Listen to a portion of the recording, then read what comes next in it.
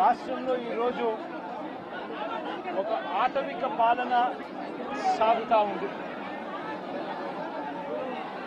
గత 45 రోజులుగా రాష్ట్రంలో పరిస్థితి ఏమిటి అని చెప్పి ఒకసారి ఏ సామాన్యుడిని అడిగినా కూడా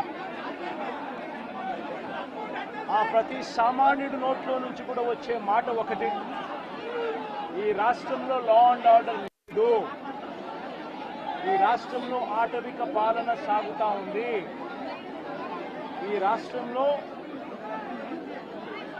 తెలుగుదేశం పార్టీ వారు ఎవరైనా సరే వాళ్ళు తెలుగుదేశం పార్టీ వారు అయితే చాలు, ఎవరినైనా కూడా వాళ్ళు పోయి కొట్టచ్చు, ఎవరి ఆస్తులైనా కూడా వాళ్ళు ధ్వంసం చేయొచ్చు, ఎవరినైనా హత్య చేయొచ్చు, ఎవరి మీదైనా హత్యా ప్రయత్నం చేయొచ్చు.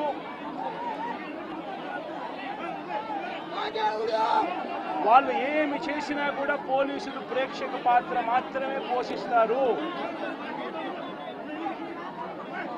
పోలీసులు ఇంకా అటువైపు నుంచి ఎవరైనా కేసు పెడితే దొంగ కేసులు వాళ్ళే తప్పు చేశారనంటూ పోలీసులు కూడా బనాయిస్తారు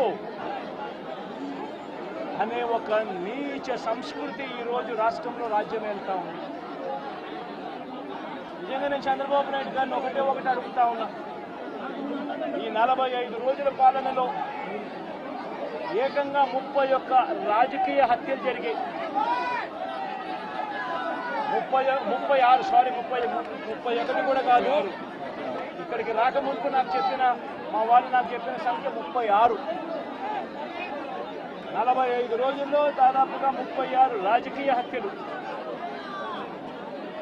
300కు పైగా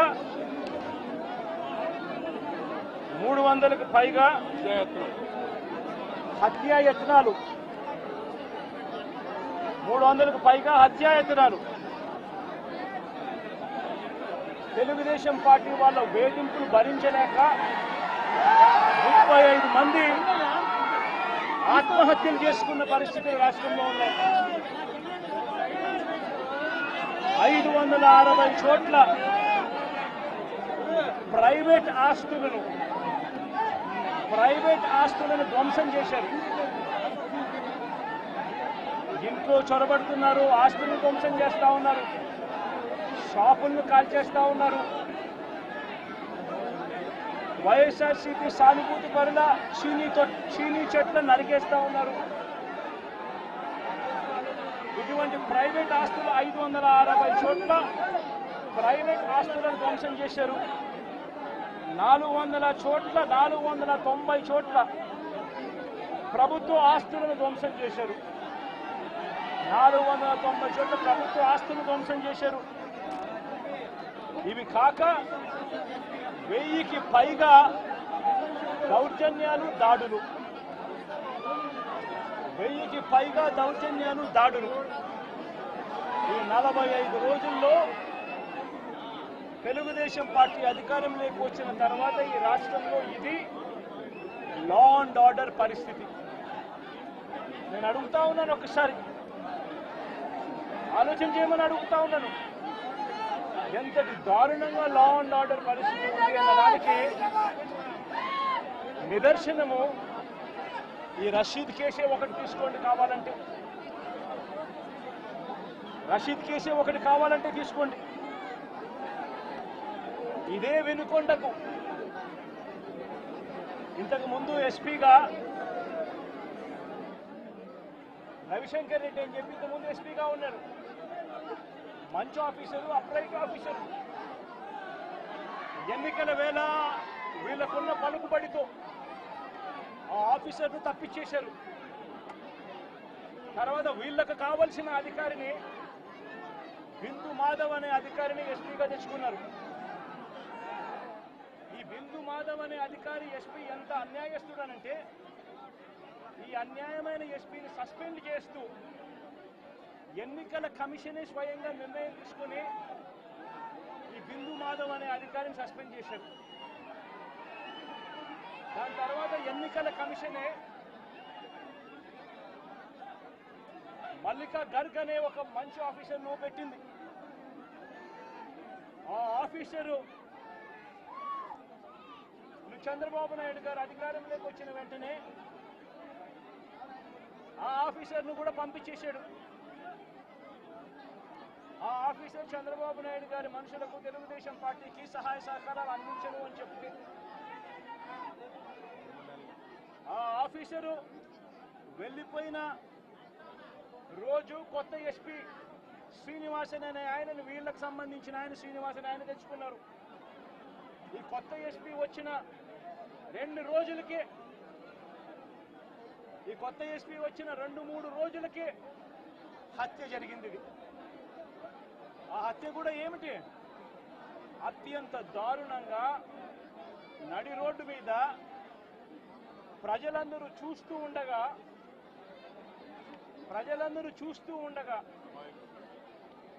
అమాయకుడైన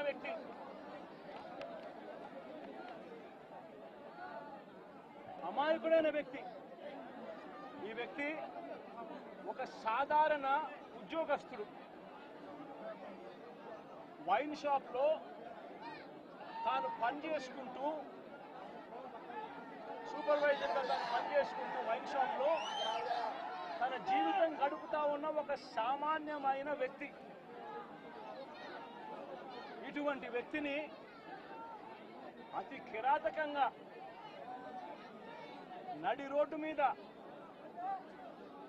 అందరూ చూస్తూ ఉండగానే కిరాతకంగా కత్తి తీసుకొని అతి దారుణంగా నరకడము. ఆ నరుకుతూ వైఎస్ఆర్ కాంగ్రెస్ పార్టీకి సంబంధించిన సానుభూతి పరులందరినీ కూడా ఈ మాదిరిగా మేము నరుకుతాము అని చెప్పి రాష్ట్ర వ్యాప్తంగా ఒక మెసేజ్ పంపించడం కోసం అతి కిరాతకంగా నడి రోడ్డు మీద ఒక వ్యక్తిని నరుకుతాం. ఎంతటి దారుణంగా ఉంది అనంటే పోలీసు వ్యవస్థ వీళ్ళదే, ఇదే ఈనాడు, ఇదే ఆంధ్రజ్యోతి, ఇదే TV5 వీళ్ళందరూ కూడా పత్రికల ముసుగులో వీళ్ళు కూడా ఏ స్థాయికి దిగజారిపోయారో ఒక్కసారి గమనించమని అడుగుతా ఉన్నా. ఈనాడులో ఈరోజు నిన్ననో ఒక స్టోరీ, అప్పుడెప్పుడో మోటార్ బైక్ అట కాలిందట. ఆ మోటార్ బైక్ అనే వ్యక్తి కాల్చింది.